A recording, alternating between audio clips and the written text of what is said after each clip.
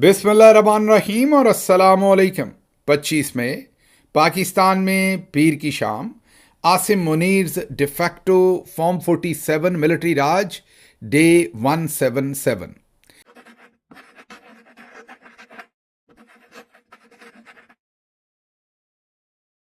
काफ़ी सारी अहम खबरें हैं, लेकिन सबसे पहले आपको लेकर चलते हैं ताजमहल आगरा, और वहां से आपको एक ऐसी खबर देंगे कि ताजमहल आगरा से अब मार्को रूबियो, जो अमेरिका के वजीर खारजा है, उन्होंने अपने फील्ड मार्शल नहीं, अपने फेवरेट फील्ड मार्शल के लिए एक तोहफा भेजा है। इस तोहफे के लिए पहले हमें एक शेर याद आया कि नरम आवाज भली बात मुहज्जब लहजे, पहली बारिश में ही सब रंग उतर जाते हैं। मार्को रूबियो से आज इंडिया में जब यह सवाल पूछा गया कि पाकिस्तान को आपने बहुत इंपॉर्टेंस दे रखी है, ये जो अमेरिका और ईरान की लड़ाई है इसमें पाकिस्तान सालसी कर रहा है, और ये जो बहुत ही ज़्यादा अहम उनका किरदार है, इस पर क्या इंडिया ने अपने कंसर्न शो नहीं किए? मार्को रूबियो इस पर कई तरह के जवाब दे सकते थे। सिंपल ये कह सकते थे कि इंडिया से हमारे बहुत ही गहरे और अहम स्ट्रेटेजिक रिलेशनशिप हैं, और पाकिस्तान से भी हमारे अहम रिलेशनशिप हैं, और वो बायलेटरल है, मतलब इंडिया से हमारे अलग रिलेशनशिप हैं, पाकिस्तान से अलग हैं वो, एक दूसरे पर उनका असरअंदाज होना ज़रूरी नहीं है या कुछ और ऐसा। लेकिन उन्होंने ऐसा नहीं कहा, बल्कि उन्होंने जवाब ये दिया कि हाँ, इंडिया ने अपने कंसर्न्स पाकिस्तान के बारे में शो किए। आगे उन्होंने लफ्ज़ ये इस्तेमाल किया, क्योंकि फैक्ट है, मतलब कि उन्होंने कहा कि क्योंकि ये हकीकत है कि पाकिस्तान के अंदर से उन पर दहशतगर्दी के हमले होते हैं, और पाकिस्तान की ज़मीन इंडिया पर दहशतगर्दी के हमले करने के लिए इस्तेमाल होती है। वाह, सुभान अल्लाह, मज़ा नहीं आ गया एक दफ़ा? फेवरेट फील्ड मार्शल साहब जो शटल कॉक बने हुए हैं बेचारे, कभी उधर, और अब वो भागकर चाइना भी पहुंचे हैं, तो हासिल जमा क्या निकला हमारे पास? कुछ भी नहीं। यही पोजीशन हमेशा से इंडिया की तो थे ही थी। अब अमेरिका के जो वजीर खारजा हैं, सेक्रेटरी ऑफ स्टेट है, वो इंडिया में खड़े होकर ये कह रहे हैं कि हाँ, पाकिस्तान से दहशतगर्दी के हमले इंडिया में हो रहे हैं, और पाकिस्तान की सरजमीन इंडिया के खिलाफ दहशतगर्दी के लिए इस्तेमाल होती है। ये इंडिया की बहुत देर की पोजीशन है पाकिस्तान के खिलाफ, बल्कि अब तो ये 3 दहाइयाँ हो गई इस पोजीशन को, या 4 दहाइयाँ हो गई, और आज अमेरिका के सेक्रेटरी ऑफ स्टेट इंडिया में खड़े होकर उसी पोजीशन को इंडोर्स कर रहे हैं। और कब इंडोर्स कर रहे हैं? जब अगले 24 से 48 घंटे में पूरी दुनिया को ये एक्सपेक्टेशन है कि जो डील पाकिस्तान करवा के दे रहा है ईरान के साथ, उसके ऊपर किसी वक्त भी सिग्नेचर होंगे। नंबर 1। नंबर 2, ये वो उस दिन ये स्टेटमेंट दे रहे हैं जिस दिन अभी हमने जो बलूचिस्तान के अंदर लोग शहीद हुए हैं ट्रेन हादसे में, उनको दफनाया भी नहीं है, मतलब अभी उनको कफन भी नहीं पहनाया, और पाकिस्तान बार बार कहता है कि इसके पीछे इंडिया है। ऐसे दिन वो ये भी कह सकते थे एक जुमला कि जैसे इंडिया को कंसर्न्स हैं, पाकिस्तान को भी कंसर्न्स हैं कि बलूचिस्तान के अंदर इंडिया कर रहा है, और ये इनके जो आपस के रिलेशनशिप हैं, जाहिर है उनमें ये चीज़ बड़ी अहम है, और हम इसे वॉच कर रहे हैं और दोनों मुल्कों से इस पर इंगेज कर रहे हैं। उन्होंने ऐसा नहीं कहा, उन्होंने दहशतगर्दी का अक्यूज़ सिर्फ और सिर्फ पाकिस्तान को किया। ये वो हकीकत है। जब आप में से भी बहुत सारे लोग कहते हैं पासपोर्ट, अब जो ये झूठा बयानियाँ बुन रहे थे कि फ़लाँ एयरपोर्ट पर उतरे तो आगे से सैल्यूट पड़ा, तो ये वो सैल्यूट पड़ रहे हैं हमें, ये वो हकीकतें हैं। ये चंद दिन की चांदनी है, जैसे ये मुआहदा हो गया और सारे मामला सीधे हो गए, तो उसके बाद फिर वही हमारी कैटेगरी है कि हमारे मुल्क से दूसरे मुल्कों में दहशतगर्दी होती है। ये अलग बात है कि हमारे DG ISPR साहब ने हमारे कान खा रखे हैं, फितनातुल हिंदुस्तान, फितनातुल हिंदुस्तान, फितनातुल हिंदुस्तान, रोज़ हमें बताते हैं कि फितनातुल हिंदुस्तान ने हम पर तबाही मचा रखी है और टेररिस्ट हमले किए हैं। लेकिन हैरानी की बात है कि फेवरेट फील्ड मार्शल जिनके हैं, उन्होंने उनको नहीं बताया। मैं बार बार आपको बताता था ना कि ये ना इंग्लिश में फितनातुल हिंदुस्तान वाली बात करते हैं, हालांकि आपको पता है कि मैं तो खिलाफ हूं किसी भी कौम, किसी भी मुल्क, किसी भी खिते को, पूरे को, सारे लोगों को फितना कहना। ये वैसे ही स्टूपिड आइडिया है। और आप अब वैसे बाज आए हमारे DG ISPR साहब, अब वो भारतीय सरपरस्ती कहना शुरू हुए हैं। फितना कहना है तो उनके आर्मी चीफ को कहें, उनके 10, 12, 20, 50, 100, 200, 500 लोगों को कहें, उनके मोदी को कहें, दूसरे लोगों को कहें, पूरे खित्ते को, पूरी कौम को जब आप फितना कहते हैं तो पूरी दुनिया सोचती है कि आप स्टूपिड हैं, मतलब आप एक्सट्रीमिस्ट हैं, आपका जो बयानिया होता है उसके अंदर वजन ख़त्म हो जाता है। लेकिन बहरहाल हैरत की बात है कि हमारे यहाँ बच्चे बच्चे को ये उर्दू में बताते हैं फितनातुल हिंदुस्तान, और ये अपने सजनों को नहीं बता सके कि हमारे साथ क्या होता है। और अभी पिछले महीने 1.5-2 में जो कुछ KPK में, वैसे तो पिछले कई सालों से जो KP में हो रहा है, पिछले 3-4 सालों से, लेकिन स्पेशली जो पिछले 2-3 महीनों में बार बार हमें बता रहे हैं कि भारतीय सरपरस्ती, फितनातुल हिंदुस्तान, इतने लोग शहीद कर दिए हमारे, इतने हमने उनके मार दिए, ये रोज़ हमें बताते हैं, लेकिन पूरी दुनिया को नहीं बताते। वहाँ इन्होंने राज रखा हुआ है। तो ये उन्होंने एक बहुत ही पाकिस्तान के लिए एम्बैरसिंग सिचुएशन क्रिएट कर दी। एक दफ़ा फिर मार्को रूबियो साहब ने। और इसके अलावा आज वो अपनी बेगम के साथ ताजमहल गए थे आगरा में। ताजमहल आगरा जो है वो ये दिल्ली से तकरीबन 4-4.5 किलोमीटर 4-4.5 घंटे की ड्राइव है तकरीबन। रोड भी कोई बहुत अच्छी नहीं थी जब मैं गया था अब से कई साल पहले। वो तो खैर जहाज़ में पहुंचे वहाँ। ये तस्वीर आपको दिखा रहे हैं, इस पर इस वक्त बड़ी तनकीद हो रही है। एक पाकिस्तान के अंदर टाउट सहाफ़ी हैं उमर कुरैशी साहब, उन्होंने बड़ा एतराज़ किया। मतलब जो गुलाम होते हैं ना, वो जब कोई और मुल्क गुलामी नहीं करता और वो नॉर्मल बिहेव करते हैं तो गुलामों को जो नॉर्मल बिहेवियर होता है वो उलट लगता है। उमर कुरैशी साहब ने एक ट्वीट किया कि देखें मार्को रूबियो कितने सीनियर लेवल के आदमी हैं और उनको महज एसपी या डीआईजी लेवल का एक पुलिस का ऑफिसर, एक एयरफोर्स का उनका ऑफिसर वो रिसीव कर रहे हैं एयरपोर्ट के ऊपर। मतलब कोई खास डिग्निटरीज वहां नहीं पहुंचे। अब क्योंकि हमने कभी टेस्ट ही नहीं लिया आज़ादी का, 1947 से हमें आज़ादी मिली और उसके बाद हम अपने ही चौधरी के गुलाम हो गए और फिर चौधरी ने सिस्टम रन किया जैसे उनका दिल करता था। तो जो जमहूरियतें हैं उनके अंदर क्या प्रोटोकॉल्स होते हैं उनको ना हमने कभी एक्सपीरियंस किया, ना कभी टेस्ट किया, ना वो हमारे सामने हमें वो इज़्ज़त मिली, ना हमने दूसरे को वैसे इज़्ज़त दी, ना हमें वो इज़्ज़त मिली। इसलिए हमारे लिए वो पंजाबी का लफ्ज़ है अलोकार, मतलब एलियन कॉन्सेप्ट्स हैं हमारे लिए। मतलब वो हमारी समझ से बाहर है बिल्कुल कि वो कोई ऐसा ट्रीटमेंट हमें लग रहा है जो बड़ा ख़ास, हालांकि वो मरवजा तरीका है पूरी दुनिया के अंदर। वो आगरा में ताजमहल देखने गए हैं, कोई सरकारी उनकी मसरूफियत नहीं। यहाँ पाकिस्तान होता तो पाकिस्तान का वज़ीर आज़म ही साथ फिर रहा होता, पाकिस्तान का आर्मी चीफ भी साथ फिर रहा होता, पाकिस्तान का वज़ीर ख़ारजा भी साथ फिर रहा होता, पाकिस्तान का सदर भी पहुँचने को तैयार होता। लेकिन यही तो वजूहत थी जिन वजह से इमरान खान इनको पसंद नहीं थे और इमरान खान को मूडी कहते थे, घमंडी कहते थे, मुतकब्बर कहते थे, शलवार कमीज़ पहनता है, उर्दू बोलता है। बहुत सारे पाकिस्तान के मिलिट्री जर्नल्स को इमरान खान के साथ गिले थे क्योंकि वो असूल और कायदे के साथ रहना चाहते थे जिस तरीके से पूरी दुनिया रहती है। तो इंडिया ने वही किया जो असूल और कायदा है। वो अपने ज़ाती विज़िट पर एक जगह देखने गए हैं, सरकारी दौरा नहीं था। उसमें जो वहाँ पर उनको पुलिस ने जो प्रोटेक्शन देनी है उस शख्स ने उन्हें रिसीव किया, एक एसपी, एसएसपी या डीआईजी के लेवल के शख्स ने। और वहाँ पर जो एयरफोर्स का ऑफिसर है उसने बेस के ऊपर या जिस भी जगह पर वो लैंड किए हैं वहाँ पर रिसीव किया और उसके बाद वो आगरा गए। आज वहाँ टेम्परेचर 43 सेल्सियस था। जाहिर है उनके लिए बहुत मसला हुआ होगा उस सारे सिस्टम को। वैसे मार्को रूबियो इतने को ठंडे इलाके से नहीं है, बैकग्राउंड उनका वो पीछे से तो उनकी फैमिली क्यूबा से है, लेकिन वो खुद भी फ्लोरिडा में रहे हैं तो वहाँ पर भी कोई बहुत मौसम जो है वो सर्द नहीं रहता, गर्मियों में खासी गर्मी होती है। तो मेरा ख्याल उन्होंने बर्दाश्त कर ही लिया होगा। लेकिन ये आज सब कुछ आगरा में हुआ है। अब आगे बढ़ते हैं, ये तो सब कुछ हो गया। आगे सऊदी अरब ने बहुत ही खास रिक्वेस्ट की है सदर ट्रंप से, ये इकोनॉमिस्ट लिख रहा है और मेरा ख्याल है बरवक्त और अच्छी रिक्वेस्ट है सऊदी अरब की। रिक्वेस्ट उन्होंने ये की है अमेरिका से कि आपकी डील होती है या नहीं, हज के दिनों में ईरान पर हमला ना किया जाए। जाहिर है अगला जो हफ्ता आप एक कह लें या 5-6 दिन जो बाकी रहते हैं इस सारे प्रोसेस में, जाहिर है हज तो पहले ही हो जाएगा, लेकिन हुजाज कुराम को वापस भी जाना है तो आप हफ्ता 10 दिन की ये सारी बात कर लें। उसमें उनका खदशा ये है कि अगर अमेरिका ने हमला कर दिया ईरान पर, जाहिर है फिर एयर स्पेस बंद होगी। जो रीजनल एयरलाइंस हैं जिसमें स्पेशली सऊदी अरब की एयरलाइंस हैं, उसके बाद यूएई की एयरलाइंस हैं, कतर की हैं, ओमान की हैं और कुवैत की हैं, ये तमाम जितने भी मुल्क हैं वहाँ पर करीब इनकी जो एयरलाइंस हैं यही सबसे ज़्यादा आप ये कहिए कि लार्जर नंबर्स में जो हुजाज कराम है उनको लेकर भी आते हैं और वापस भी छोड़ते हैं। तो अगर एयर स्पेस दोबारा बंद हो गई तो हुजाज के लिए वहाँ पर मसला बन जाएगा। इसलिए मेरे ख्याल में सऊदी अरब की ये जो रिक्वेस्ट है काबिल सताइश भी है और बर वक्त बेहतर डिप्लोमेसी है, क्योंकि अगर ये डील फेल होती है, जिसके बारे में अब मार्को रूबियो ने कहा कि शायद पीर वाले दिन किसी वक्त या मंगल वाले दिन ये साइन हो जाए। दूसरी तरफ सदर ट्रंप ने कहा कि अभी काफ़ी वक्त लग सकता है, अभी किसी को नहीं पता कि ये कब साइन होगी।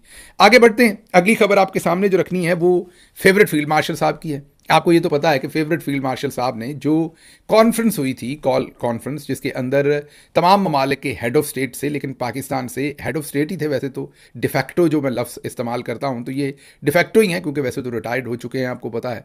तो डिफेक्टो का लफ्ज़ कहीं पूछते क्यों इस्तेमाल करते हैं। डिफेक्टो आप तब होते हैं जब कानूनी तौर पर आप नहीं होते, गैर कानूनी तौर पर किसी जगह पर बैठे होते हैं तो फिर आप डिफेक्टो बन जाते हैं, आप कानूनी तौर पर उस पोजीशन के मिजाज नहीं होते। तो ये डिफेक्टो आर्मी चीफ तो है ही हैं, उसके साथ साथ इस वक्त हेड ऑफ स्टेट भी डिफेक्टो बने हुए हैं, कानूनी तौर पर नहीं है लेकिन पोजीशन संभाली हुई है।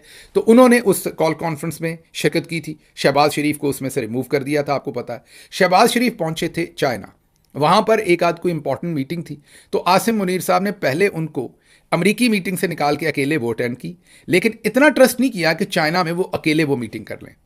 वो काम ख़त्म करके फिर भागते हुए चाइना पहुंचे हैं और उस मीटिंग में भी बैठे हैं। उन्होंने कसर नहीं छोड़ी कि किसी एक मीटिंग में भी शहबाज शरीफ को बेचारे को ट्रस्ट कर लें कि उनको अकेले बैठने दें किसी अहम मीटिंग के अंदर। ये और बात है कि जो टाउट गाली गलोच ब्रिगेड, इस वक्त नून लीग का चंद ऐसे सहाफ़ी हैं जो गाली गलोच ब्रिगेड हैं, जो लोगों को गालियां देते हैं। मैं ऐसी गालियां नहीं कह रहा, जो ये मुहावरतन बना देते हैं कि आप किसी को कोई सख्त लफ्ज़ भी कहें तो ये उसे गाली कह देते हैं। बाकायदा जो लोग गालियां देते हैं, जिनमें एक रज़ी दादा भी हैं, जिन्हें मरीम नवाज़ अपना दादा कहती हैं, वो भी आज बेचारे रो पीट रहे थे कि शहबाज शरीफ को मुनासिब इज़्ज़त नहीं मिल रही चाइना के अंदर। उन्होंने गिला ये किया है कि जो प्रेसिडेंट शी हैं, उन्होंने शहबाज शरीफ के साथ मिलना भी पसंद नहीं किया, उनसे उन्होंने इंटरेक्ट भी नहीं किया। चाइना हमें वो प्रोटोकॉल नहीं दे रहा, वो इज़्ज़त नहीं दे रहा जो पहले मिलती थी। ये रज़ी दादा, हम नहीं कह रहे, हमें कोई एतराज़ नहीं क्या हो रहा है वहाँ, लेकिन रज़ी दादा जो इनके घर के मरीम नवाज़ के दादा हैं और गाली गलोच ब्रिगेड के सरगना हैं, वो ये बयान दे रहे हैं कि ओहो शहबाज शरीफ साहब की बहुत बेइज्जती हो गई। चलें आपके सामने ये तस्वीर रख देते हैं। जो चाइना कर रहा है उसको तो छोड़ दें, पाकिस्तान के अंदर क्या कर रही है ज़रा कुर्सियाँ देखें सारी, और जिस कुर्सी पर शहबाज शरीफ बैठे हैं वो देखिए, वो बेचारे पहले ही छोटू से हैं। मतलब शहबाज शरीफ जो हैं वो अगर आपके साथ खड़े होंगे तो जहाँ पर आप तकरीबन अपनी पैंट की बेल्ट पहनते हैं, तकरीबन वहाँ शहबाज शरीफ ख़त्म हो जाते हैं। मैं उनका मजाक नहीं उड़ा रहा, लेकिन कह रहा हूँ कि उनको बराबर करने के लिए जब आप टेलीविज़न स्टूडियोज़ में इंटरव्यूज़ देते हैं या टॉक शोज़ देखते हैं तो आपको सभी एक ही लेंथ पर नज़र आते हैं। मतलब मैं कभी भी लोगों से मिलता हूँ असल में जब वीलॉग से बाहर, तो वो हैरान होते हैं, उनको लगता है कि मेरी हाइट बहुत छोटी सी है। तो मैं जब उनसे फिजिकली मिलता हूं तो कई लोग हैरान होते हैं कि आप बहुत लंबे हैं, हमें तो आप छोटे से लगते थे। उसकी वजह ये कि टीवी पर आपको सारे एक बराबर लगते हैं। कभी आपने ये गौर किया है टीवी स्क्रीन पर जब तीन लोग भी बैठे हो, एक फ्रेम हो तो बराबर, उसकी वजह है कि कुर्सी एडजस्ट की जाती है टेलीविजन में और सभी को बराबर बिठाया जाता है, क्योंकि कैमरा जो है उसने एक फ्रेम लेना होता है ताकि सभी एक ही हाइट के ऊपर जब होंगे तो ऊपर से एक जैसी तस्वीर सिमेट्री में आएगी। तो जो छोटा होता है बंदा कद का, उसकी कुर्सी को थोड़ा ऊपर कर दिया जाता है अमूमी तौर पर, ताकि वो भी बराबर हो। यहाँ पाकिस्तान के अंदर आप देखिए शहबाज शरीफ को पहले तो जाहिर है उनकी जगह बन सकती थी दूसरी तरफ भी, लेकिन उनको पहले तो नुक्कर में ले जाया गया और प्रिंस रहीम आए हुए हैं आजकल, उनके लिए ये अशाइया था। और कुर्सी भी जो उनको दी गई है बेचारों को, मेरा ख्याल नीचे से पकड़ के रखी गई है। कुर्सी भी वो वाली नहीं थी जिस पर तमाम डिग्नेटरीज बैठी थी, बशमूल फेवरेट फील्ड मार्शल साहब के। आगे बढ़ते हैं तो फील्ड मार्शल साहब ने उन पर ट्रस्ट नहीं किया और वो चाइना भी पहुंचे हैं कि मैंने वहां भी अपना काम दिखाना है। आगे यूएई जो है मुत्तहिदा अरब अमारात, वो सैबोटाज कर रही है ईरान की एफर्ट्स को, जो ईरान रीजनल प्लेयर बनना चाहता है ट्रेड में, और वो चाइना की शराकत के साथ वो आना चाहता है। जो सीपैक है उसमें भी, ट्रेड राउट जो है उनमें भी वो शामिल होना चाहता है। और ड्रॉप साइट ये लिख रहा है अमेरिकी जरीदा, वो ये कह रहे हैं कि यूएई भरपूर कोशिश कर रहा है कि जो पाकिस्तान, ईरान, चाइना का कोई कोलैबोरेशन हो सकता है ट्रेड में, उसको फेल किया जा सके और ईरान को मेन ट्रेडिंग पार्टनर जो है वो चाइना का, और इन तमाम मुल्कों तक जो रसाई है चाइना की ईरान के ज़रिए, आगे टर्की और दूसरे इलाकों में, इस तक रसाई उनको ना दी जाए। तो ये जाहिर है आपको पता, अज़रबैजान और उन तमाम मुल्कों तक जो रसाई है चाइना की, वो वाया पाकिस्तान, ईरान जो है वो बड़े आराम से चाइना को मैसर आ सकती है। उस पर ड्रॉप साइट लिख रहा है कि इनको बहुत ज़्यादा खदशात हैं। आगे जो ईरानी फॉरेन मिनिस्ट्री है, उन्होंने आखिरकार कन्फर्म कर दिया है कि अमेरिका और ईरान का जो बेसिक मुसव्वदा है उसके ऊपर इत्तफाक हो गया है।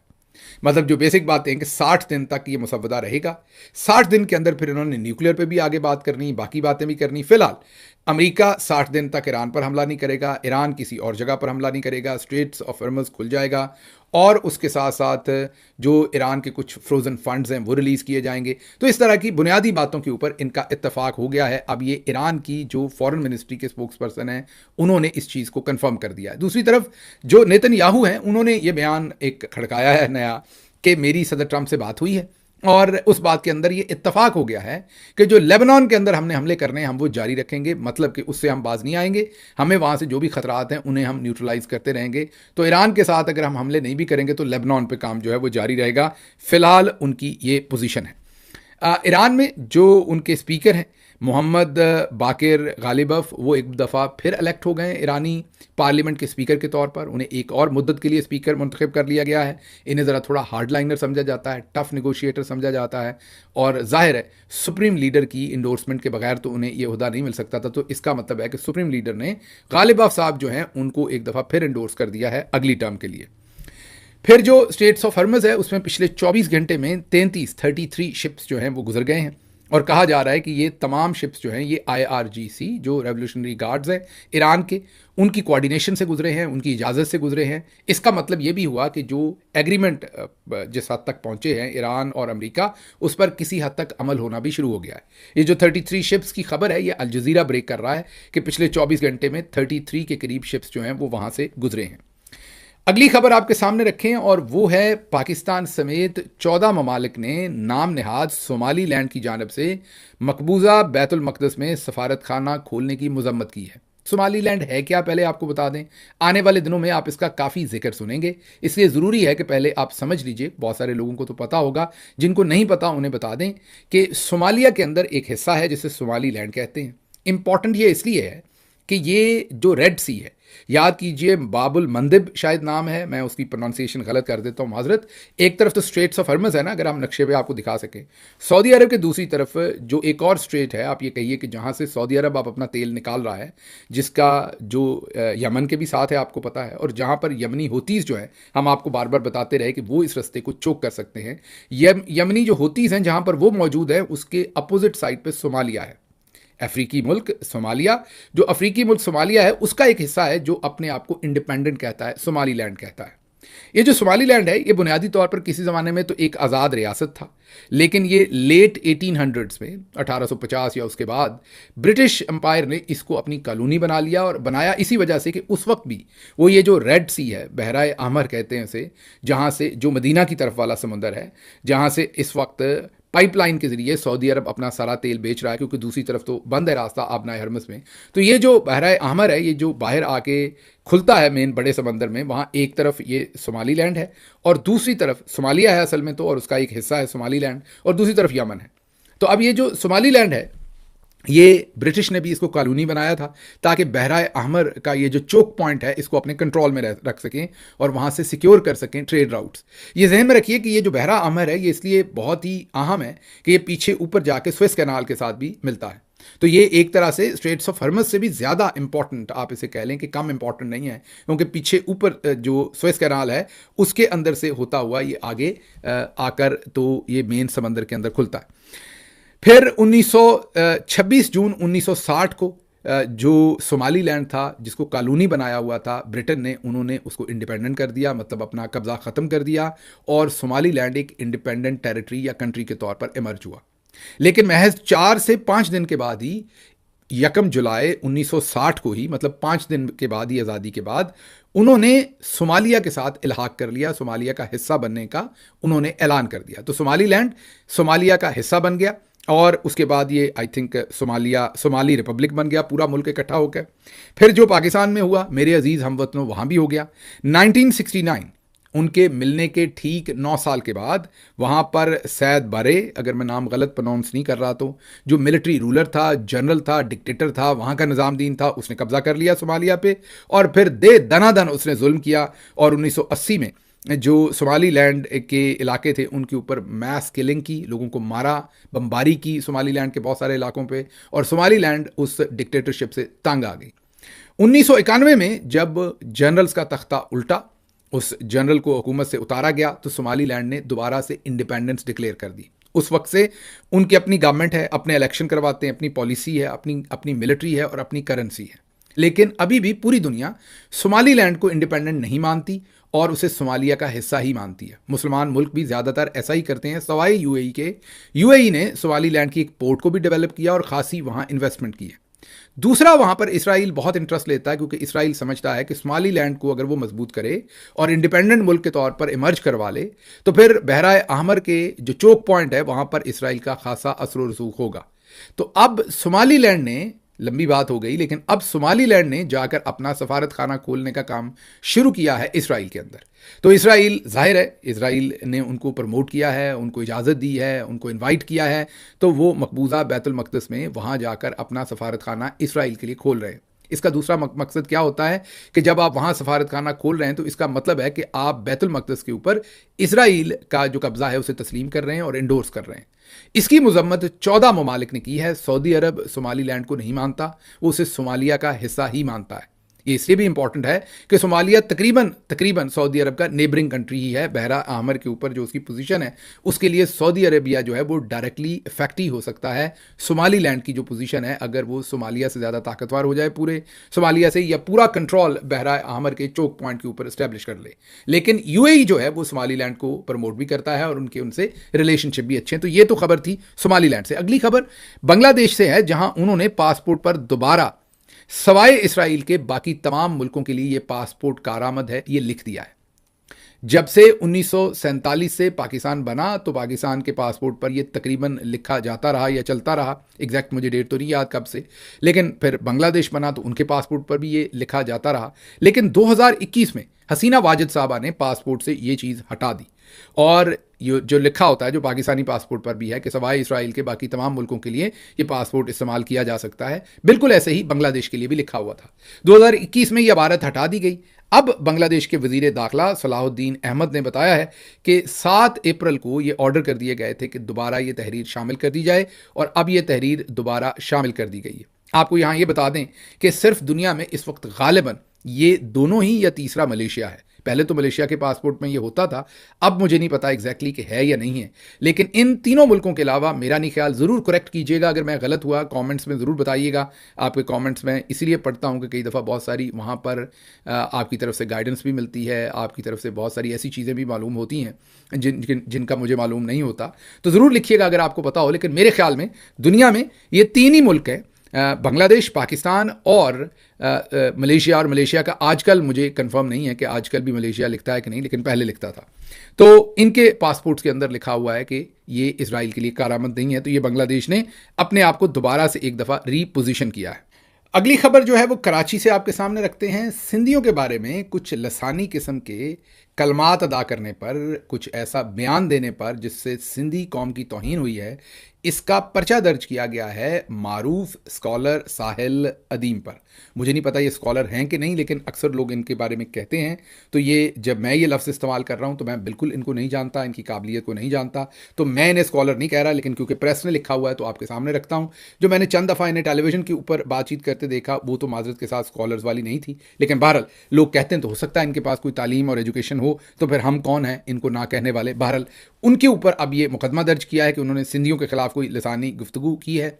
और ये पाकिस्तान के अंदर अमूमी होता है, कभी पंजाबी खड़े हो जाते हैं, कभी सिंधी हो जाते हैं, कभी पख्तून हो जाते हैं, कभी कोई और कौम बलोच हो जाते हैं कि हमारे बारे में बात की है। फिर इसी तरीके से हमारे चौधरी निज़ामुद्दीन भी कहते हैं मेरे पर बात कर दी, फिर मौलवी भी खड़े हो जाते हैं। तो थोड़ा सा हमें अपना टॉलरेंस जो है उसको बढ़ाना चाहिए, ऐसे मुकदमात नहीं कायम करने चाहिए। बहरहाल साहिल नदीम जो है वो इस्लामाबाद हाई कोर्ट पहुँचे हैं कि मुझे जो है एक ज़मानत जो है हिफाजती ज़मानत दे दी जाए, ताकि जब मैं कराची में इस मुकदमे को फेस करने के लिए जाऊं तो मुझे गिरफ्तार ना किया जाए। उनको भी ख्याल करना चाहिए, इस तरह के कलमात अदा नहीं करने चाहिए, लेकिन उसके साथ साथ हमें लोगों की जो आज़ादी इजहार राय है उसकी थोड़ी स्पेस रहने देनी चाहिए। अगली खबर, अब ज़ुबैर अली खान और दूसरे जर्नलिस्ट ये रिपोर्ट कर रहे हैं कि मोहसिन नकवी जो हैं उन्होंने असल में खुद मुतअद्दिद बार सुहेल अफरीदी से रब्ता किया, 2 बार मुलाकात को टाला गया। फिर मोहसिन नकवी साहब ने बैरिस्टर गौहर के घर पर ये मुलाकात की, और इसमें ये एश्योरेंस दी गई कि आने वाले दिनों में ये मामला जो हैं ये थोड़े से हम बेहतर करेंगे और इमरान खान साहब की मुलाकात को भी ओपन करेंगे। असदुल्ला खान साहब ने ये पॉइंट ऑफ व्यू लिया है, जिसे ज़ुबैर अली खान जो है वो रिपोर्ट कर रहे हैं। तो उनके मुताबिक असदुल्ला खान साहब ये ब्रेक कर रहे हैं कि शायद ईद वाले दिन इमरान खान की बहन नौरीन न्याजी साहबा की मुलाकात करवा दी जाए। मतलब आप गौर कीजिए कि जो इमरान खान के बड़े ही बुनियादी हकूक़ हैं, जो उनकी बहनों के बहुत ही बुनियादी हकूक़ हैं, उन्हें भी ये इस तरीके से पेश कर रहे हैं कि जैसे कोई बहुत बड़ी फेवर दे रहे हैं। मतलब ईद पर भी उनकी जो मुलाकात है, पिछली ईद पर भी नहीं करवाई थी, इस ईद पर भी उनकी जो बहन से मुलाकात है वो भी इस तरीके से पेश की जा रही है जैसे बहुत बड़ा कोई फेवर इमरान खान को एक्सटेंड किया जा रहा है। आगे, निश्तर हॉस्पिटल में एक HIV स्कैंडल ने नया मोड़ लिया। आपको पता है कि पिछले दिनों एक पेशेंट का ऑपरेशन कर दिया था टेस्ट किए बगैर ही, क्योंकि डॉक्टर्स को जल्दी थी। टेस्ट्स का इंतज़ार किए बगैर ही ऑपरेशन कर दिया और बाद में HIV पॉजिटिव का वो रिपोर्ट आ गई। इसके अलावा वहाँ पर बहुत सारे लोगों के जो डायलिसिस किए गए उसमें भी कई नए मरीज़ों को HIV का वायरस जो है वो ट्रांसफ़र कर दिया गया। अब कहा जा रहा है कि एक जो मरीज़ है ज़ेरे इलाज, उसने अपनी ज़िंदगी ख़त्म करने की कोशिश की। इस मुश्तबा मरीज़ ने अस्पताल में वार्ड से निकलकर दौड़ लगा दी। अस्पताल सिक्योरिटी ने अपनी जान लेने की जो कोशिश कर रहा था मरीज़, उसको नाकाम बना दिया। मरीज़ के साथ 2 सिक्योरिटी गार्ड जो हैं वो तैनात कर दिए गए हैं। तो ये सूरत हाल जो है वहाँ पर निश्तर हॉस्पिटल में बनी हुई है। वहाँ पर ज़रूर जो सीनियर मेडिकल डॉक्टर्स हैं उनका एक बोर्ड बनाना चाहिए, एसओपीज़ ताकि वहाँ पर बनाए जाएँ। डॉक्टर्स की ट्रेनिंग दोबारा करवानी चाहिए उस हॉस्पिटल में, ताकि ये जो बार-बार वहाँ से एचआईवी से रिलेटेड रिपोर्ट्स आ रही हैं, इनका कोई सद्देबाब किया जा सके। अगली खबर आपके सामने, वापडा ने एक नई फोर्स बनाने का फैसला कर लिया है। हर रोज नई फोर्स है, कितनी का और फोर्स बनानी है, पहले ही हाफिज जी ने तुन के रखा हुआ है। अब एक नई फोर्स है, पाकिस्तान में एक और फोर्स बनाने का फैसला। वापडा की तनसीबात की हिफाजत के लिए वापडा सिक्योरिटी फोर्स बनेगी। जाहिर है उसमें हमारे चौधरी निज़ामुद्दीन के बंदे होंगे। तो जो बहुत सारे इस वक्त बेरोजगार बंदे हैं चौधरी निज़ामुद्दीन साहब के, वो अब दोबारा भर्ती कर लिए जाएंगे, या सर्विंग भी होंगे बहुत सारे, और बहुत सारे रिटायर्ड जो हैं उनको भी अब रोजगार मिलेगा। तो एक और माशाल्लाह फोर्स हमारी बन रही है, बड़ी ही फुल फोर्स किस्म का मुल्क हम बन रहे हैं। वो अलग बात है कि दहशतगर्दी में हम नंबर 1 हैं, स्कूल में ना जाने वाले बच्चों में, मीन स्कूलों से बाहर वाले बच्चों में भी हम टॉप 3 में हैं, हेपेटाइटिस में भी हम ऊपर के नंबरों में पहुंच रहे हैं, और हर चीज़ जो भी आप उठाएंगे, बुरा आंकड़ा कोई भी उठाएंगे, उसमें हम नंबर 1 ही हैं। अब फोर्सेस बनाने में भी नहीं, मेरा ख्याल हम नंबर 1 ही आने वाले हैं। फिर इफ्तिखार फिरदौस साहब ने एक खबर ब्रेक की है। वो कहते हैं कि रियासत ने फैसला कर लिया है कि बलूचिस्तान के जो लोग हथियार फेंक कर कौमी धारे में शामिल होना चाहें उनसे बात हो सकती है, बशर्ते कि वो अलहदगी की बात ना करें। मतलब कि बीएलए के दहशतगर्दों के साथ बात हो सकती है, तहरीक इंसाफ के साथ बात नहीं हो सकती। तहरीक इंसाफ का नामो निशान हमने हर सूरत मिटाना है। ये हमारे जर्नल्स का जो प्रायोरिटीज़ हैं और ये माइंडसेट है जिसके साथ इस सारे मामले को हैंडल करने की कोशिश कर रहे हैं। फिर आखिरी खबर आपके सामने रख दें कि जो फ़हीम सदीकी हैं, उन्होंने अपने वीलॉग में ये दावा किया है, सादिया मज़हर बता रही हैं।